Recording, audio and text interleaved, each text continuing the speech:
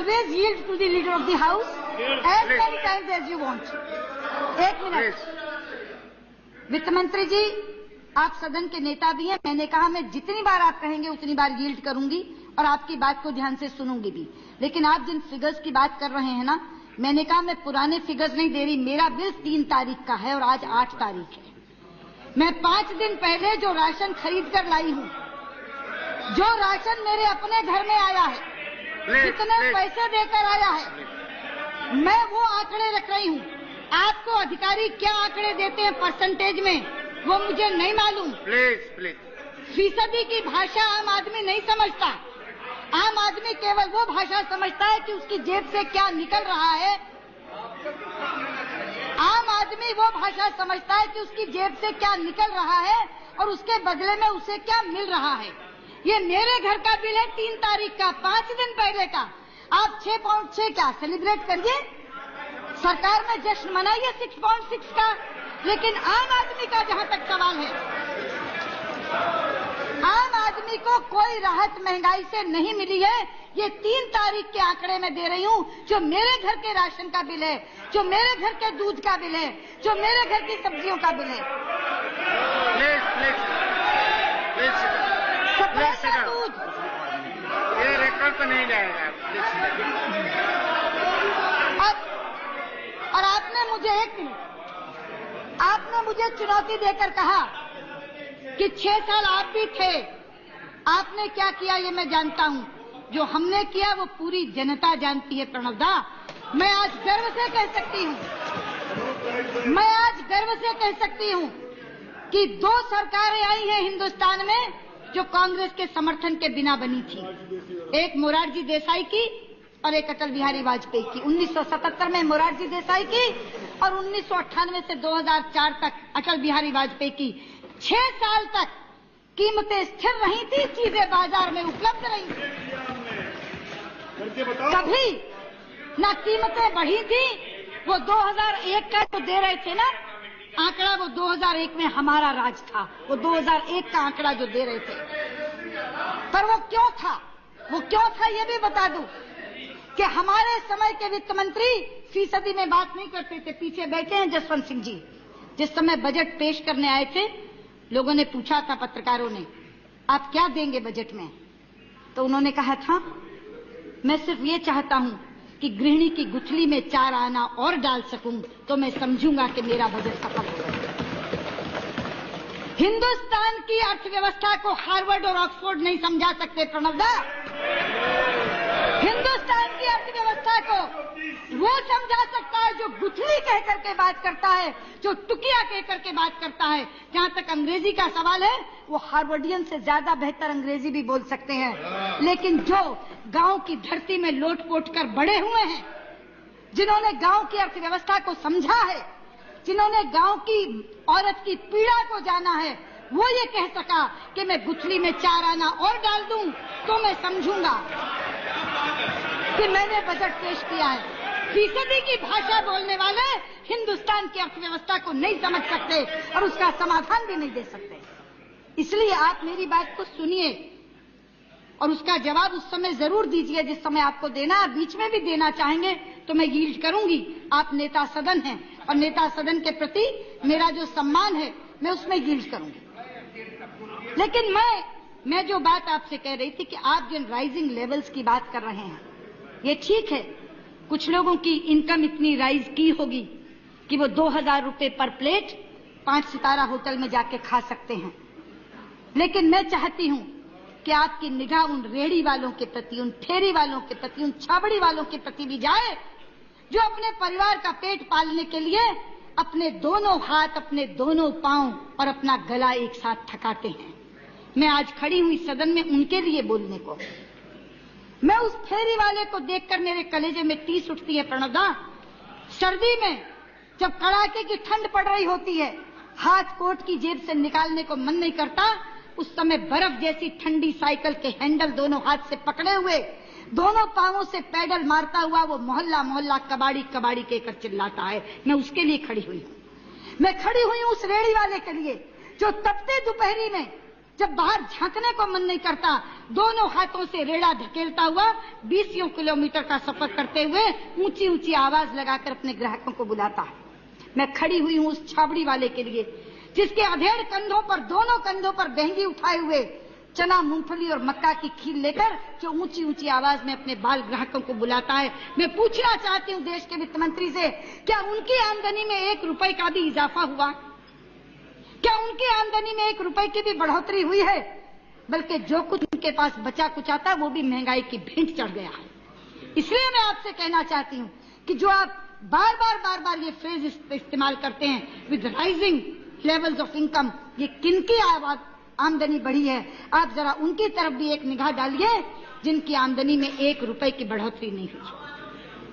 आप दूसरा तर्क देते हैं कि हमने किसानों को ज्यादा दाम देने शुरू कर दिए इसलिए महंगाई बढ़ गई।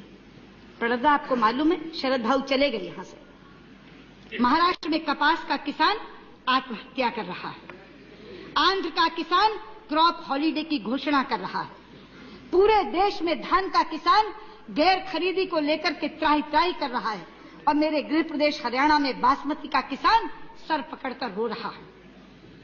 जब सत्र प्रारंभ हुआ 3 दिन तक महाराष्ट्र के साथी वेल में आते रहे कपास के लिए 6000 का भाव मांगने के लिए।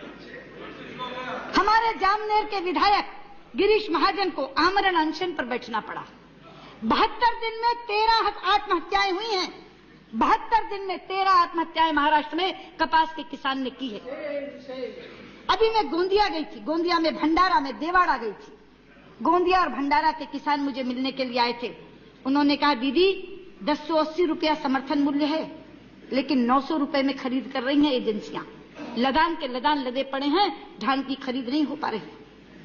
बासमती के लिए मेरे अपने गृह प्रदेश के किसान आए मेरे पास, ये अखबार लेकर आए, बोले बहन क्या कर रही है? हमारी आवाज उठा। ये देखिए, ये दैनिक भास्कर है, धान ने बनाया कर्जदार, ये हरियाणा का, और ये बासमती ने मृत्यु कड़े का न छोड़ दिया, ये हरियाणा का है। हरियाणवी भाषा में लिखा है, बासमती ने मृत्यु कड़े का न छोड़ दिया कि मुझे बासमती बोया था, पिछली बार इतना दाम मिला था, लेकिन इस बार इतनी बासमती बोई है, सारी की सारी पड़ी है, कोई उठाने वाला नहीं, कोई खरीद करने वाला नहीं, क्योंकि बासमती का समर्थन मुझे तो लगता नहीं।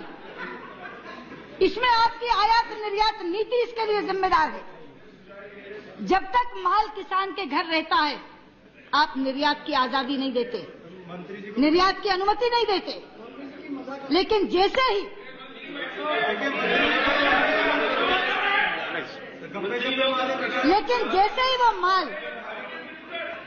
वो माल वहां से व्यापारी के यहाँ पहुंचता है आप निर्यात की अनुमति दे देते हैं। अगर किसान के घर में पड़े हुए माल के समय आप निर्यात की अनुमति दें तो व्यापारी उससे महंगा खरीदेगा, उसको अच्छा दाम देगा।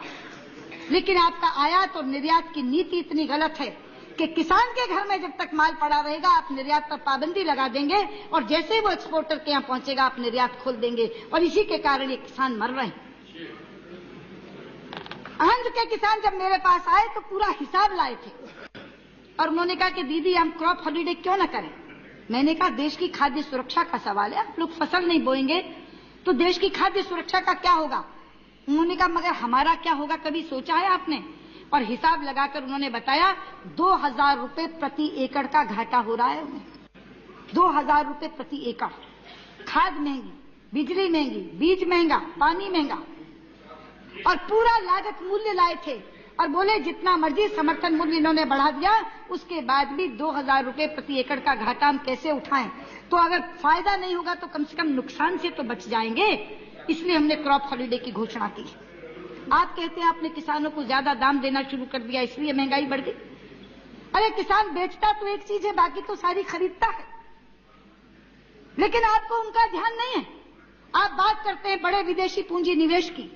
ये जिन रेडी फेरी और छावड़ी वालों की मैंने बात की है, आपके यहाँ ये एफडीआई अगर आ गई खुदरा व्यापार में तो इनके तो केवल रोजगार ही तबाह नहीं होंगे, इनकी जिंदगियां तबाह हो जाएंगी। मुझे मालूम है अभी कुछ लोग कहते हैं जब से ये निर्णय लंबित हुआ है कि साहब एक बिग टिकट रिफॉर्म होने वाला था, आपने क्यों रुकवा दिया। प्रणवदा, रिफॉर्म वो होता है जिससे देश के लोगों की जिंदगी सुधरे, रिफॉर्म वो नहीं होता जिससे अमेरिका में इमेज सुधरे। अंतर्राष्ट्रीय जगत में छवि सुधारने से रिफॉर्म नहीं होता। रिफॉर्म तब होगा जब इन रेडी फेरी छावड़े वालों की इनकी गुल्लक में 4 पैसे डलेंगे। अगर ये विदेशी पूंजी निवेश आ गया तो ये तो मशक्कत करने वाले लोग, जिनको ना धुंध रोक पाती है ना कोहरा रोक पाता है, क्योंकि एक दिन भी अगर नहीं कमाएंगे तो रात का चूल्हा नहीं जलेगा, इनके रोजगार ही खत्म नहीं होंगे, इनकी जिंदगियां खत्म हो जाएंगी। आप तीसरा तर्क देते हैं कि अंतर्राष्ट्रीय दाम बढ़ गए। अरे अंतर्राष्ट्रीय दाम पेट्रोल के बढ़े तो समझ में आती है कि यहाँ दाम बढ़ गए, लेकिन बाकी किस चीज के दाम अंतर्राष्ट्रीय दाम बढ़ते हैं जिसका यहाँ असर पड़ता? और अंतर्राष्ट्रीय दाम बढ़ते हैं तो आपने 395 रुपए आज गैस के दाम कर दिए। कभी सोचा है उस मध्यम वर्गीय महिला के लिए जिसकी रसोई में जिन चीजों को वो बनाती है उन सब में आग लग गई, पर जिन चीजों पर पकाती है उसकी आग बुझ गई? गैस जलाती है तो गैस महंगी, अगर स्टोव पर पकाती है तो मिट्टी का तेल महंगा, अगर अंगीठी जलाती है तो कोयला महंगा, अगर चूल्हा जलाती है तो लकड़ी महंगी।